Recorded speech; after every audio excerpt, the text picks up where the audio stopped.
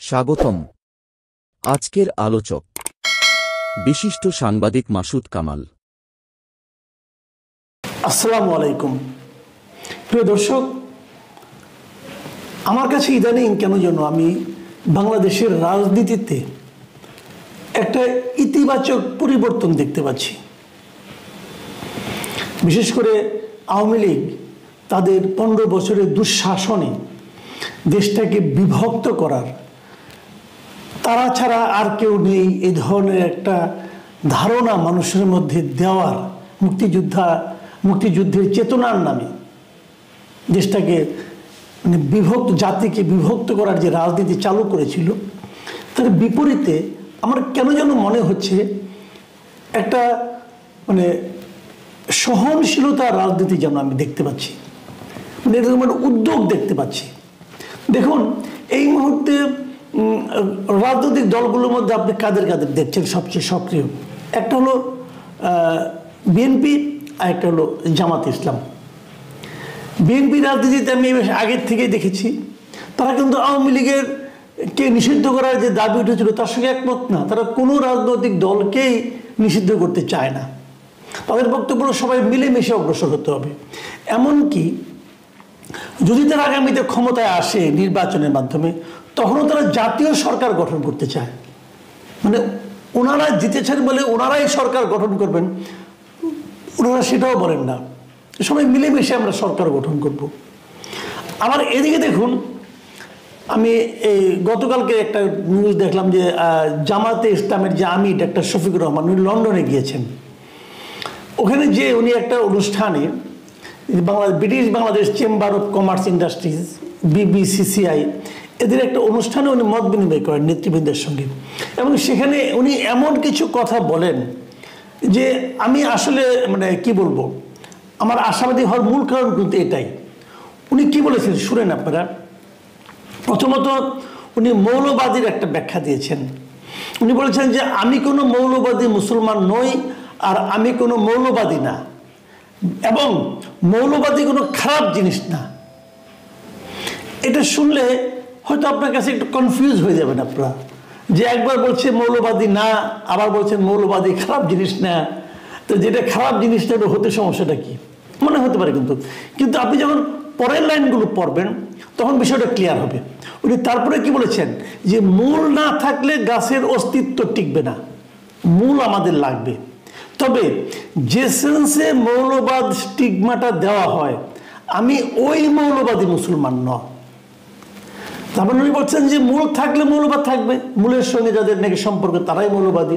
কিন্তু আমাদের দেশে যেভাবে মৌলবাদকে নির্ধারণ করা হয়, মানুষকে চিহ্নিত করা হয় যে নেগেটিভ অর্থে, উনি বলছেন যে ওই অর্থে উনি মৌলবাদী না।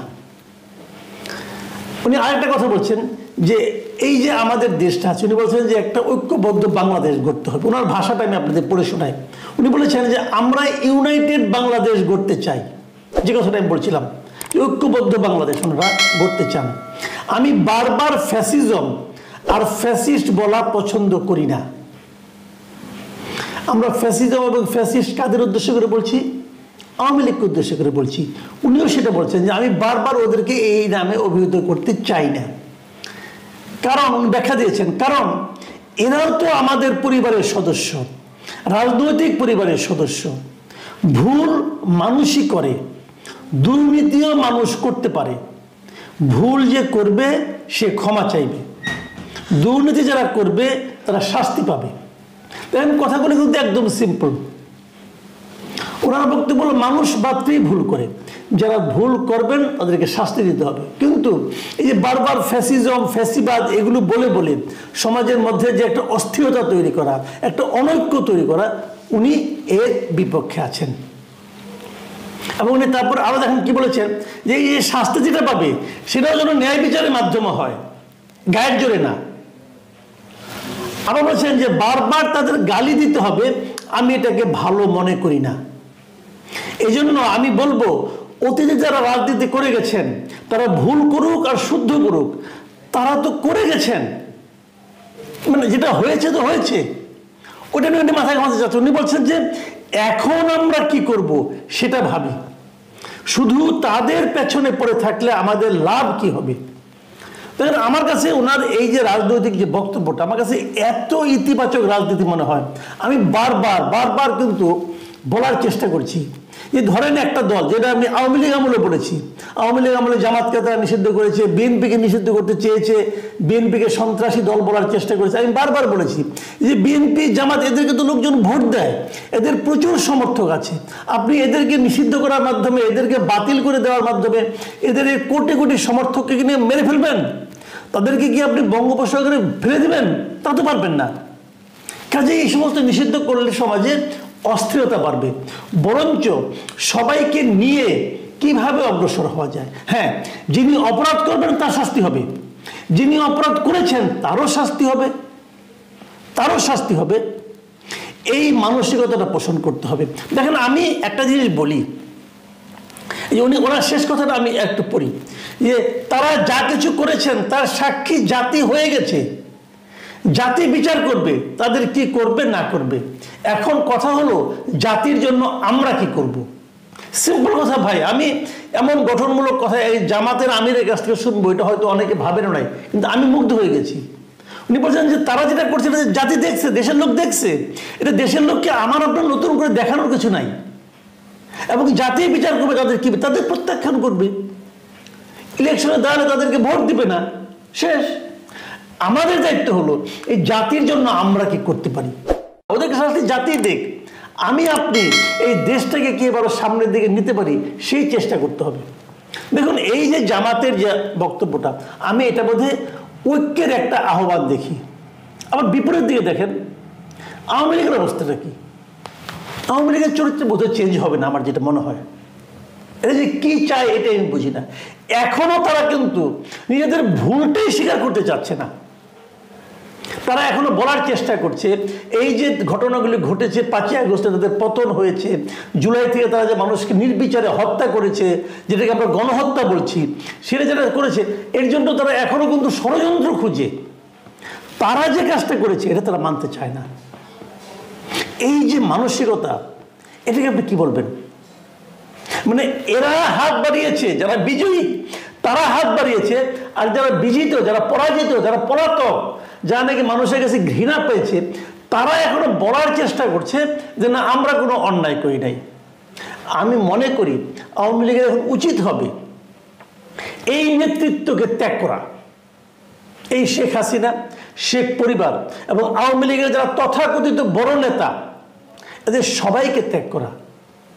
এরা এই দেশের মানুষের ঐক্য চায় না, এদেরকে এদেশে ঢুকতে দেওয়াই ঠিক হবে না। আমি মনে করি এত বড় অন্যায় করার পর যারা বলে যে না আমরা ঠিকই আছি, এটা হতে পারে না। এখনো তারা সেই ষড়যন্ত্র তত্ত্ব খুঁজতেছে। আজকে বিবিসির একটা নিউজ দেখলাম, সেখানে অনেক নেতাকে তারা কোট করেছে এবং সবাই একই ডায়লগ দিচ্ছে, এবং তারা অপেক্ষা করতেছে যে কবে এই তত্ত্বাবধায়ক মানে অন্তর্বর্তীকালীন সরকার অজনপ্রিয় হবে, তখন তারা দেশে ঢুকবে। আরে ভাই, সরকার অজনপ্রিয় হোক, মানুষ তো থাকবে। আমি তো নিশ্চিত এই দেশের মানুষ তাদের এই নেতৃত্বকে দেশে ঢুকতে দিবে না। যারা নাকি এই দেশের তৃণমূলের, আওয়ামী লীগের অসংখ্য নেতা কর্মী সমর্থককে বিপদের মুখে ফেলে দেশ ছেড়ে পালিয়ে গিয়েছে, তাদেরকে এই দেশে ঢুকতে দেওয়া ঠিক হবে না। আমি মনে করি আওয়ামী লীগই ঢুকতে দেবে না, বরং আওয়ামী লীগের মাঝখানে নতুন নেতৃত্ব আসতে হবে। একটা কথা বলি, খুব ইন্টারেস্টিং একটা নিউজ আজকে আমি পড়লাম, সেটা হলো দৈনিক মানব জমিনের যে একটা পত্রিকা আছে, সাপ্তাহিক পত্রিকা জনতার চোখ, সেখানে একটা রিপোর্ট ছাপা হয়েছে কাজল ঘোষের লেখা, যে আওয়ামী লীগের পুনর্গঠন 2 শর্তে আটকে যায় সমঝোতার প্রস্তাব। মানে আওয়ামী লীগ নতুন করে আবার গড়ে ওঠার চেষ্টা করছিল তারা, এবং এবারও তারা আগের মতো ওই তাজউদ্দিন সাহেবের ফ্যামিলিকে রিকোয়েস্ট করেছিল, এবং সেটা তাজউদ্দিন সাহেবের ফ্যামিলি শেষ মুহূর্তে রাজি হয়নি। কেন হয়নি? তারা 2টো শর্ত দিয়েছিল, যে এই 2টো শর্ত মানলে আমরা রাজি আছি, আমরা চেষ্টা করব। শর্তগুলি কি কি? 1 নম্বর, যে বিপুল পরিমাণ অর্থ এই আওয়ামী লীগের লিডাররা বিদেশে পাচার করেছে সেটা ফিরিয়ে আনতে হবে। 2 নম্বর, জুলাই আগস্টে নির্বিচারে যে ধরনের নির্যাতন চালানো হয়েছে, মানুষ হত্যা করা হয়েছে, তার জন্য জনগণের কাছে ক্ষমা চাইতে হবে। তাদের এই 2টো দাবি ছিল। এটা যদি আপনারা করেন তাহলে আমরা চেষ্টা করব। না, তারা করবে না, তারা বলছে না, আনবেও না, তারা ক্ষমাও চাবে না। তাহলে কেমন হবে? এরা রাজি হয়নি। আমি মনে করি আওয়ামী লীগের এখনো সময় আছে, তাদের অফিসিয়ালি তাদের ক্ষমা চাইতে হবে, তাদের বলতে হবে যে আমরা এটা অন্যায় করেছি। এটা হলো আওয়ামী লীগকে করতে হবে। দ্বিতীয়ত, আওয়ামী লীগের যে সকল নেতা ওই সময়ে সরকারে ছিল, কেন্দ্রীয় কমিটিতে ছিল, এদের প্রত্যেককে বিচারের আওতায় আনতে হবে। তারপরে এদেশের মানুষ চিন্তা করে দেখবে যে আওয়ামী লীগ রাজনীতি করতে পারবে কি পারবে না। প্রিয় দর্শক, আমি মনে করি নতুন রাজনীতি আমাদের দেশকে সামনের দিকে অগ্রসর করে নিয়ে যাবে। আমরা সেই দিনের প্রত্যাশায় থাকব। আপনারা ভালো থাকবেন। আল্লাহ হাফেজ। Thanks for watching.